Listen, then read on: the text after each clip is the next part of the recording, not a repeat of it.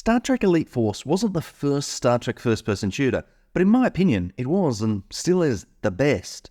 Now, if you've seen my Dominion Wars video, you'll know that I grew up when DS9 and Voyager were still in production, and it's perhaps this connection that's always given me a lot of nostalgia for these series. I'm not saying I don't enjoy other Trek, because I do, even some of the newer stuff, but the series I know best are those that I grew up with.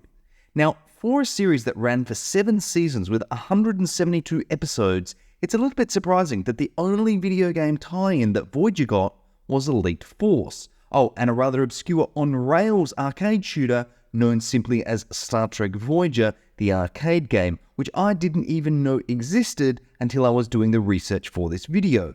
Compare this to other Star Trek series, such as Deep Space Nine, which received 5 tie-in games, and you can see why this stands out. Now, another reason Elite Force stands out is because it's one of the very few first-person shooters set in the Star Trek universe. In fact, the only other one that comes to mind outside of its sequel is 1999's Klingon Honor Guard. And look, Honor Guard deserves its own video, but at its core, it feels like a first-person shooter with a Star Trek lick of paint on it. Elite Force feels like a Star Trek experience, and I'll go on to use that word a lot in this video, because Elite Force is a great example of a game being developed by people who clearly love the source material and understand what fans want. Even simple things like having the freedom to walk around many parts of Voyager, including its bridge, are great fan service items which really pull you into the game world. While legendary developer Raven Software developed the PC version, there was also a PS2 version developed by Pipe Dream Interactive. Now, the PC version holds a very respectable 86 Metacritic rating, which I feel is just about right. The PS2 version, however, holds only a 52 Metacritic rating. I was a bit confused by this, so I went and read some of the lower reviews which contributed to this score. And while I'm not saying this is Game of the Year material, reading through the reviews, I get the idea that some of the reviewers were not Star Trek fans. In fact, quite the opposite in some cases, and I can't help but think that this has contributed to a bit of an unfair representation. Regardless of the history, today we will be playing the original PC version and focusing on the single-player experience, which, thanks to being based on the popular idTech 3 engine, is quite accessible on modern hardware.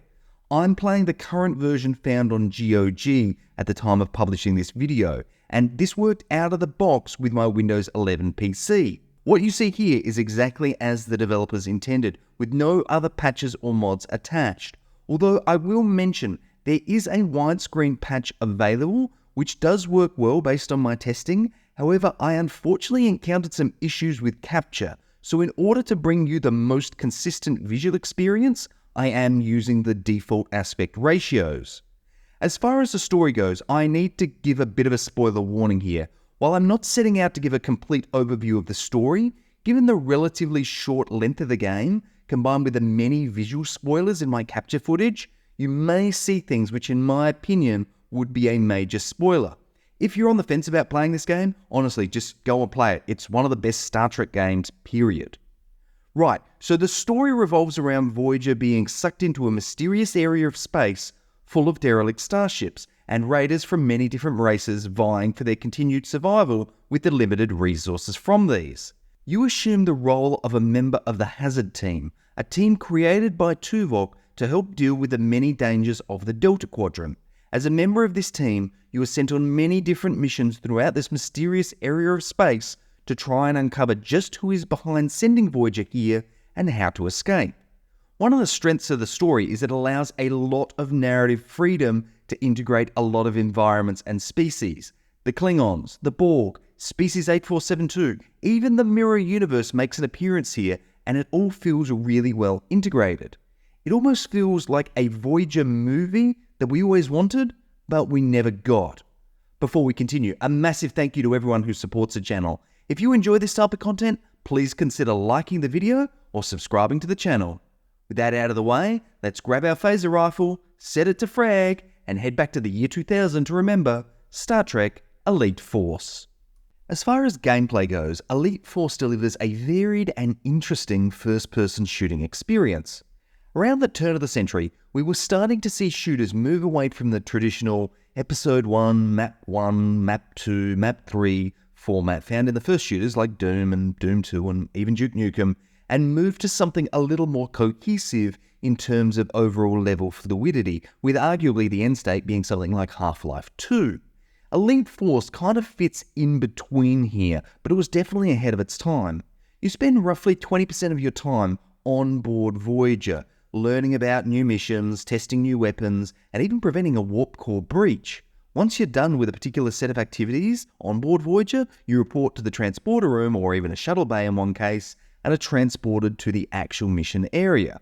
This focus on exploration really helps to break up the combat and makes the game feel a lot more interesting as a result. As a fan of the series, there's a certain satisfaction in exploring areas of the ship that were never shown in its television run, and it really goes a long way to helping you feel like you're a real crew member of Voyager and not just some unknown protagonist. Aside from the shooting, there is some light platforming and puzzle solving also, but it's never overdone, and the platforming is mostly good when compared to other games of the era. One of the things which makes the platforming a lot better than it should be is the id Tech 3 game engine, which also contributes to an excellent camera and control experience. Control is great, and even in tight combat areas, I never felt like the control let me down. Likewise, all of the camera work, including the game's many cutscenes, are done really well. There's a mixture of in-engine cutscenes and other CGI cutscenes, and I get the idea they went down this CGI route because the engine couldn't produce the level of detail they wanted, but in reflection, I think these would have been fine as in-engine, and they kind of stand out a little bit by not being in-engine. All of the cutscenes though, regardless of their rendering, do a great job of moving the story along. Combat is also very good.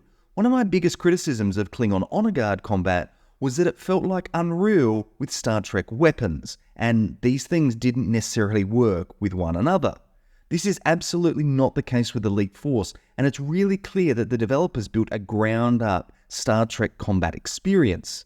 Now, of course, a big part of combat are the weapons, and these are all varied and quite unique. You've got your regular phaser, which effectively has infinite ammo thanks to an auto recharge, a much more powerful phaser rifle, which is probably the most versatile weapon in the game, a scavenger rifle, which is basically a miniature chain gun, a stasis weapon, which is one of the more interesting weapons that you pick up on an alien ship, a grenade launcher, which, launches grenades, a Tetrion pulse disruptor, which is basically a much more powerful version of the scavenger rifle, a quantum photon burst, which is basically a handheld photon torpedo launcher, and the arc welder, which is another interesting weapon found on board an alien ship. Oh, and there's also the iMod, which is a Borg specialist weapon which they can't adapt to, essential for the player's encounters with the Borg. As well as a primary fire mode, there's also an alt fire for all of the weapons, with my particular favourite being the phaser rifle, which you can basically turn into a one-shot sniper rifle at the cost of a lot of ammo, or power as it's known. The pacing for the game is really good, and the game does a great job of showcasing new mechanics or weapons in a fairly safe environment before making you put them into practice in a more high-stakes engagement. This is really good stuff and really makes you feel like you are earning your progression. Now, for all of the gameplay elements that do work, there are a few that don't quite work for me. Firstly, there's a lot of scripted sequences which require all enemies in an area to be cleared before a path will become available. Now, this isn't a huge issue, but if there's one enemy located in an obscure spot that you somehow miss, you can spend a lot of time trying to work out how to progress. Then there's the AI, and look, it was the year 2000, I honestly can't be too critical here, but some of the AI pathing, in particular your teammates, can be frustrating. There's a few missions which require you to traverse multiple elevators with your team, and each time this happens, you have to wait for them to enter the elevator one by one before you can proceed. Although, interestingly enough, I did manage to break this mechanic on at least one occasion. Lastly, there are a few very high difficulty spikes in the game which feel completely out of place in the otherwise excellent pacing of the game. I'm honestly not too sure what happened here. There's a segment you encounter a Hirogen hunter with the Tetrion pulse disruptor, which will absolutely melt you on sight, and the only way I actually defeated him was using the most powerful weapon in any id Tech 3 engine game, non-transparent floor grating. Thankfully, this isn't common, but I do wonder just what the developers had in mind for this section. But look, all of these critiques are minor. Elite Force's gameplay is very solid. Like I said earlier, you can tell the people designing this game had a love for the series, and it really shows in the overall experience the game delivers. Presentation is also strong, thanks in part to a fairly open-ended storyline which provides an appropriate reason for so many varied alien ships and species to feature in the game.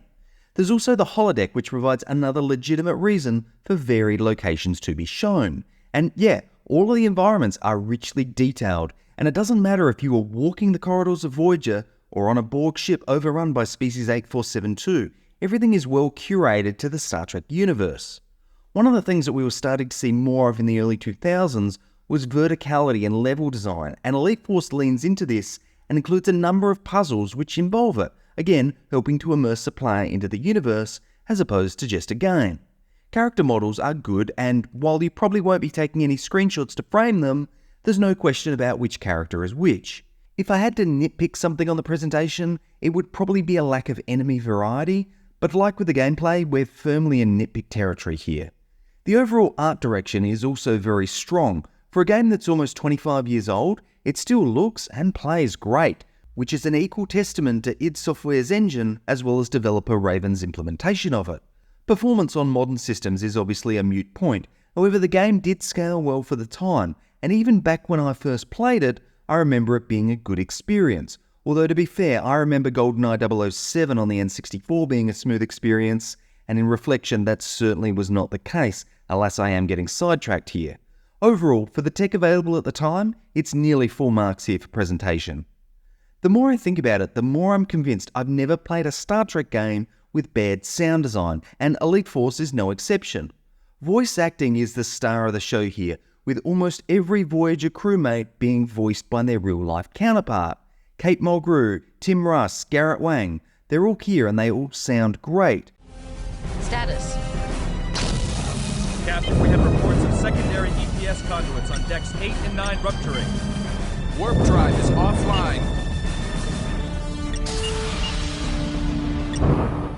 Not to mention the new additions to the crew who form part of the Hazard team. Lieutenant Foster, would you mind explaining exactly what happened? It was the Borg, sir. When we activated the pattern enhancers, they must have been able to beam in. They took Foster and the isodesium. They caught us completely by surprise. They were in and out before we could even react. The only voice actor not here is Jerry Ryan, who wasn't available due to a scheduling conflict, but even her stand-in, Joan Budenhagen, does a great job with her likeness. Since we don't know where the Borg may be storing the isodesium, I've chosen a beam-in point within reasonable proximity to a primary sub-processing matrix. From there, I should be able to determine the exact location of the isodesium. Music and effects are also great, with everything sounding just like it would on a starship.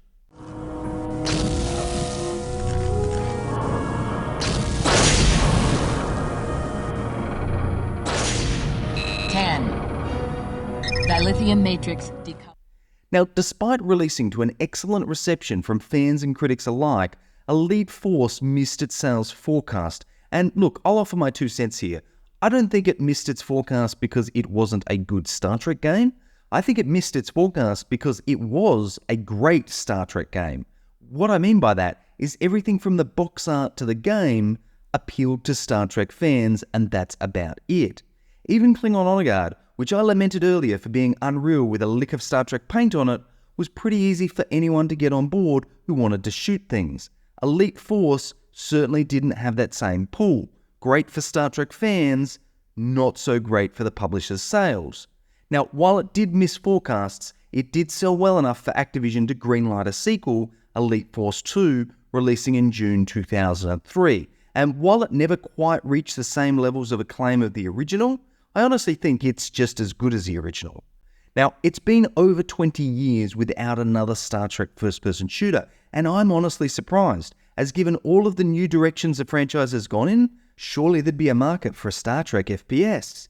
I would like to think that we'll get another Star Trek FPS soon. When exactly and what it's based on, though, for now, is anyone's guess.